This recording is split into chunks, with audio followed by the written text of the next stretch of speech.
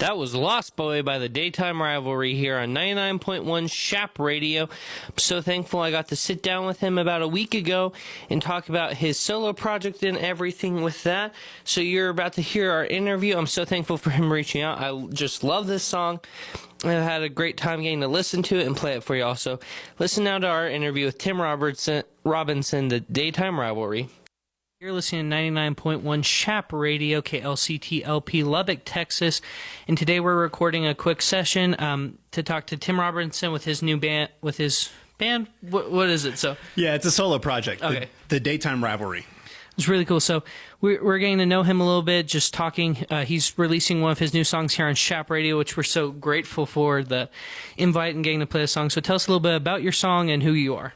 Yeah, so I'm a Lubbock local. I grew up here, went away for a little bit, but came back, which is really exciting. I grew up listening to a bunch of bands that probably fall in the tooth and nail scene, emo back in the day. So I have a new song coming out called Lost Boy, and it actually has a feature with one of my favorite artists of all time, KJ52 on it. And so if you're old enough to know who he is, like, it's a really cool throwback. But yeah, it's coming out September 30th, releasing on all platforms. Well, really cool. I'm so thankful that you all reached out to us, and you said you're from Lubbock and was homeschooled here and stuff. So tell us a little bit about, like, your life being raised in that scenario led you to where you are musically now. 100%. Good question. So being homeschooled is kind of like, you can go a bunch of different ways. The ways I went very entrepreneurial. I worked from a very young age, but I also had a lot of free time to engage with people older and younger than me. I was in Cat's Playhouse. I did a lot of like theatrical productions there, and that ended up, like, I started playing guitar when I was like 15 and started writing songs, and eventually over time that became a labor of love for me. And finally I'm kind of like, hey, let's take all those songs and actually put them to record and see what we can do with it. That's really cool. And hearing you talk about Cat's Playhouse as someone that's done a lot of theater with them too, it's weird, the community in Lubbock, how we all know each other even though we don't know that. So it's really cool to meet you and sit down. So is this your first song? This is my second song ever under the Daytime Rivalry. I've done some other stuff for people or projects in the past. I've played on other people's records, but this is my second one. Is like, hey, this is me. This is who I am. Wow, that's really cool. So what has your experience been like breaking in as like a solo artist of sorts? That has been a tough thing where I've had to learn how to market myself. Funny enough, I'm a marketer by trade. Like, my 9 to 5 is in marketing, and I work and enjoy that. But it's definitely different from the perspective of the times in the past where, hey, you put a flyer up, you go play a bunch of shows, and now it's more like you post on TikTok and Instagram and try to create content that way to push your music. So it's definitely a different approach, but it's something that even I, as 30 years old, am coming to love and enjoy. And it's interesting the way you talk about that, because especially in the music field, it's so different these days with promoting yourself through everything has to be done with social media, when used to it was completely different. And that's actually one of the reasons I reached out to radio, is because I'm like, every artist is doing social, but I'd love to like connect with some older styles that is like actually really resonates with the audience on the other end. I know there's plenty of radio stations, both online and on air, that have a significant value prop and a significant value to the person and the listener on the other end. And that's a great point, because especially with like Chap Radio with us, we make sure we have like a loyalty to our audience as a both Christian radio station, but also as run through the school, student run. It's very important to us to have that relationship with both our audience, a lot of our listeners, our students, and stuff like that. So having that community, and it's so great to hear that you're reaching out and trying to do like the old school style and music, trying to reach out to actual radios and doing it that way. Yeah, some of the fun promo stuff I have like some door hangers that I'm going to be going out, and I have like some letters. I'm doing mailers. I'm doing things that don't make sense, but I kind of think that there's an angle to that in regards to just connecting with people on a more physical and real level. And honestly, with how flooded the market is, as a mass media major, I'm looking into that stuff with media through social media and stuff. It's so flooded, and so doing it your way is probably, we're going to see a trend of more people going back to that, because it's easier to reach people. It is. Once you create that genuine connection, being a 6-second video swipe is a lot different than being like, here's a flyer, here's something tangible. Oh, I could go to this show, or hey, I can my flyers even use like a QR code. So it's like, hey, even if you got a physical, you can still access the digital. I kind of try to pair those two worlds. And especially with something like Door Hangers, you're showing I'm in your area. I'm here. I'm a local guy, so please check me out. It's that personality that you were talking about. Yeah, for sure. I think there's a lot to be said about your local scene. Obviously, every artist's hope is it eventually goes national and international. But I think what matters more is like, hey, can you develop a fan base that can support you? Tell us a little bit about this song and why you wrote it and like some of the personal side of it. For sure. So I actually found out I was going to get the feature with KJ52 back in April or May. And I struggled on that song for a couple weeks. But what I ultimately ended up in talking with my wife is she was like, hey, just tell the story of like what you want to tell. And what ended up coming out was a song called Lost Boy, which is, I really connect to the idea of Peter Pan. I connect to the idea of like feeling lost, especially as a young age. And for me, music kind of became that concrete piece that grew with me as I grew up and kind of became the thing that found me. But then also the song parallels my journey with Christ and basically finding music and Christ around the same time. And as I've grown, there's been times where music tastes have shifted. My relationship with Christ has shifted.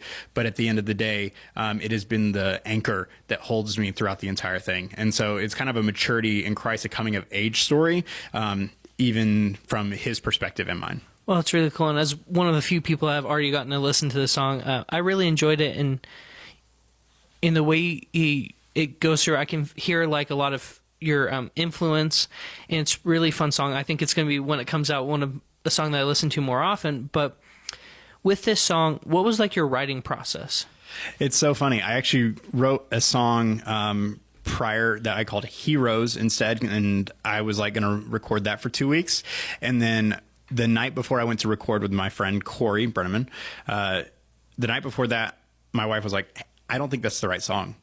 And I was like, what? Like, not just change a little bit? Like, she's like, no, scrap the whole thing. I think it's a bad song. And so I went to bed angry. Mm-hmm. And then I kind of prayed right before I went to bed, woke up at like 6:30, grabbed my guitar and literally recorded wrote the whole thing and just basically put it on a voice memo, sent it over to my producer.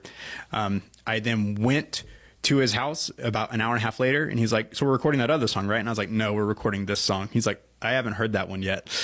And so it was kind of a fun thing of like, we planned something and then it became a pivot, but it kind of was like God, my wife kind of forced me to do the rewrite, but God kind of slid the song right over to me and was like, hey, this is the actual song you need to record, and this is when you need to do it.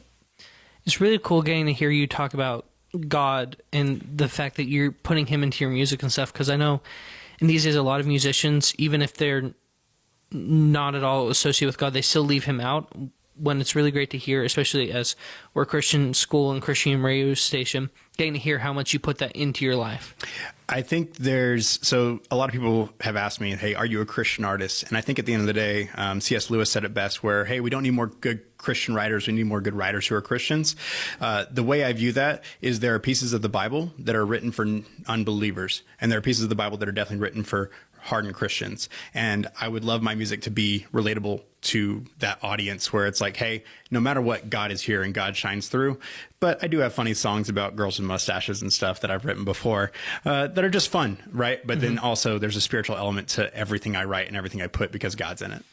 Yeah, it's really great. And the whole, like, fun songs can still be meaningful. You know, there are definitely artists that do songs goofily, like someone like Weird Al. All his songs are 100% meant to be goofy, but he's still... he's even a Christian, and it says there are times when he's writing, like, he has songs that he hasn't released because he's like, this may be too religious for his audience. And still, it's sometimes sad to hear from artists like that, but it's great to hear that artists, even someone like him who's very famous, has movies written about him, right, is still, God's still first.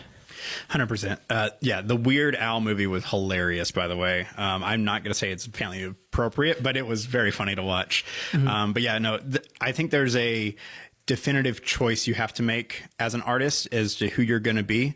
And I also believe those choices are not made in intentions, but are made specifically in your actions and what you do with it. It's really cool. And what has it been like trying to, like, find places to play your music or just get out there as a artist? Because I know I have some friends that are doing the same thing and stuff, and it's often hard to actually get out there as someone. I know you talked about how you're doing your promoting and door hangers, but what's that process been like, actually trying to like start performing and things? Yeah, performing. So I've performed a lot over the years, whether that be in my church or actually playing shows. I've done a lot of open mics, but at the end of the day, when it comes to like, hey, I actually want to be this, like, it's a tough world. I'm not gonna lie. My single release party, which is next week, is actually going to be at a nursing home of all things. So we're going to take my kids out there. We're going to take my family, and we're going to kind of serve the people there for like dinner or something like that. But then we're also going to play some songs. And I know it's a little bit of a different audience, but it's kind of a way to tiptoe myself into performing and being like, all right, let's do a live show. What does that actually look like? Especially since we just moved back in June. So like I have no music connections in Lubbock. So, hey, if anyone wants to hit me up, the Instagram is the Daytime Rivalry. Well, it's really cool that you're fairly new to being back in Lubbock. You're already hitting the ground running, reaching out to places, getting involved. What is something like, if you met someone and they were like, what is the Daytime Rivalry? What would you say to them? Yeah. Ooh, this is a good question. The Daytime Rivalry is a decade or more of passion and significance, followed by a journey that is focused on building others up and trying to be more humble, which is weird to say. At the end of the day, I was touched by music when I was younger. And so it definitely was one of those things that changed my life. And so I want to do the same for other people. And that's kind of the main focus with the Daytime Rivalry. That's really cool. I know I keep saying that a lot, but like, this is very interesting to hear these sides of being in the artist world, because being in this community is very different, and even being on the outskirts trying to break in is still very different than your average listener. Actually seeing the behind the scenes of recording and trying to break in and just getting in touch with people to release songs on Spotify and stuff. Was it ever like hard to keep going? I know you're still like on the beginnings of it, but has it already been like, why am I pursuing music or stuff like that? Like, what is the story of why you're in this? I've written like 300 songs, and I had about 250 written before I even released my first one. I think there was a lot of stage fright, a lot of fear, a lot of like, if I put this out, the joy is going to be taken from me. I even released one, which was Club Carbosa, and I kind of released it really quick. It was the first song I ever put out. I think it's good I put it out. Do I wish I could go back and do it differently? Did I do any promo for it? Absolutely not. Like, I definitely was like, hey, I just want a song out in the world. And I think what this has become is more about, okay, I had a meeting with a counselor earlier this year, and he was like, hey, you're kind of just like to yourself. Like, why would you keep writing songs if you never release them? Is it therapeutic for you? And I was like, you know what? That is significant. If I'm never releasing, like, why am I spending so much of my life doing this? Writing a couple songs, okay, 300, you got a problem, dude.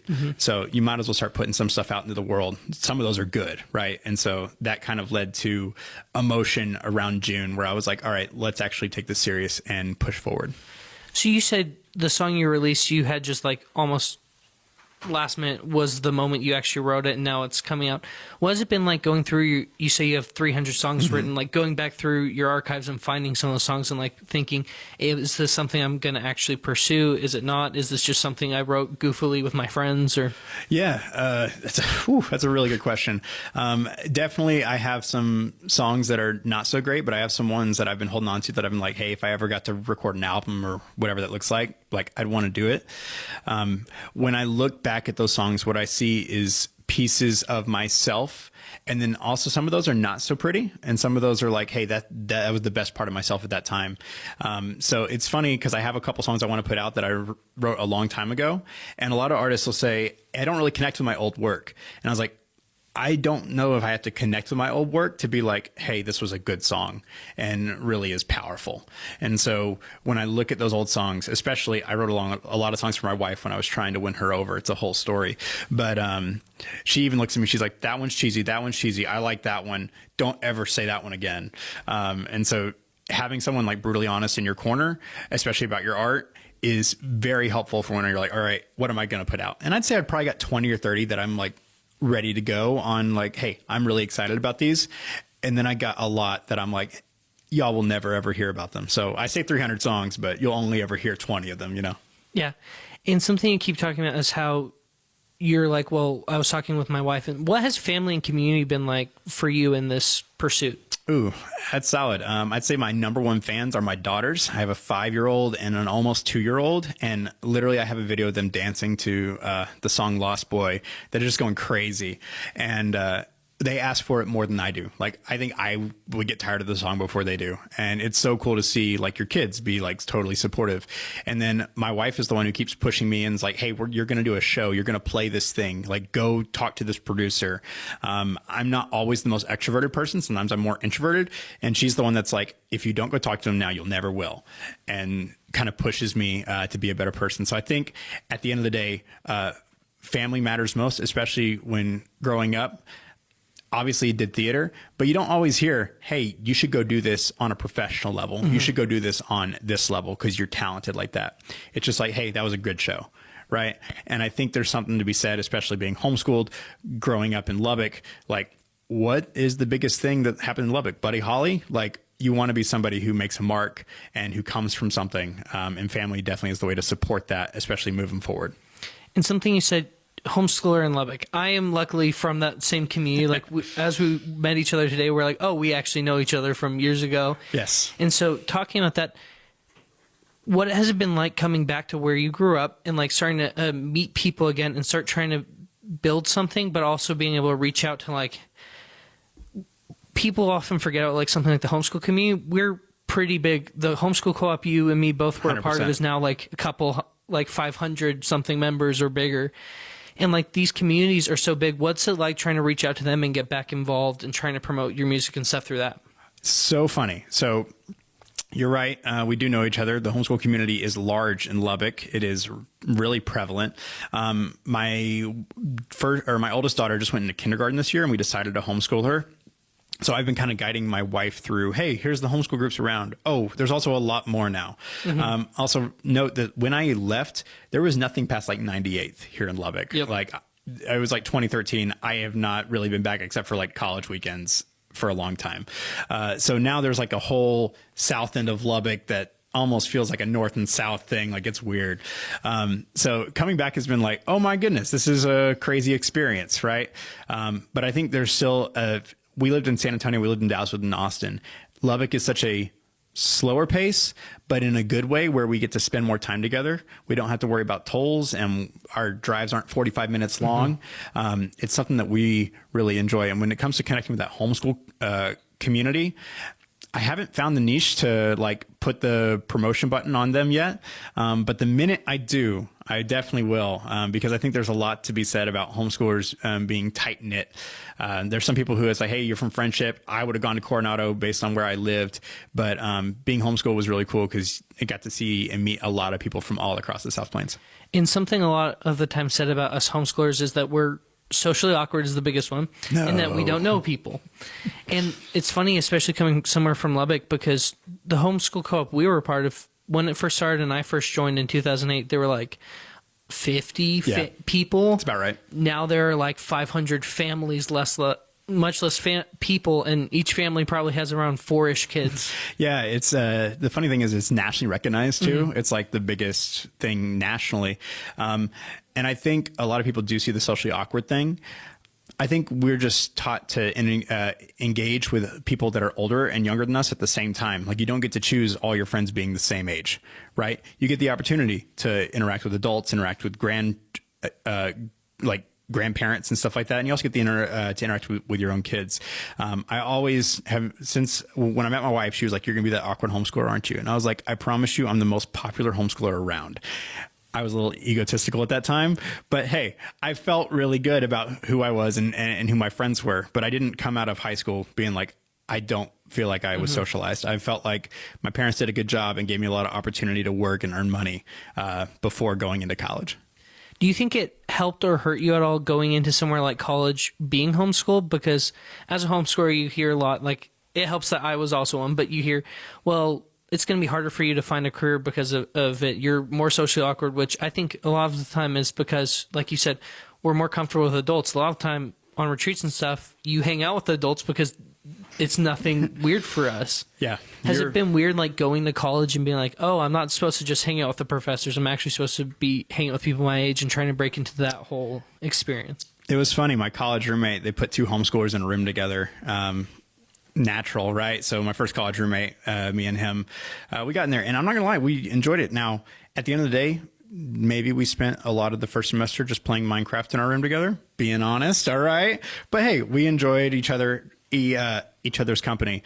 I think the hardest part for me was probably adapting to how the different communities interacted. Like, I wasn't necessarily used to the cliques that existed in high school being relevant in college, because homeschool is kind of like, we're all in this together, buddy. Mm-hmm. Like, there might be some cliques, but it's not based around you're the jocks, you're the goths, whatever it is. Whereas that was a little bit prevalent in the college I went to. You kind of had a category and you kind of fit it. And so I think that was an adaptation for me, but I also kind of thrived in that environment, being like, okay, how do I blend? Hi, you're listening to 99. And that was my time with Tim Robbins, and it was such a great time getting to talk with him about his new song and his new project. And I'm just so thankful he reached out to us and we had that time. So keep on listening to 99.1 Chap Radio, KLCT, LP, Lubbock, Texas, Lubbock Christian University's student-run station. Keep on listening.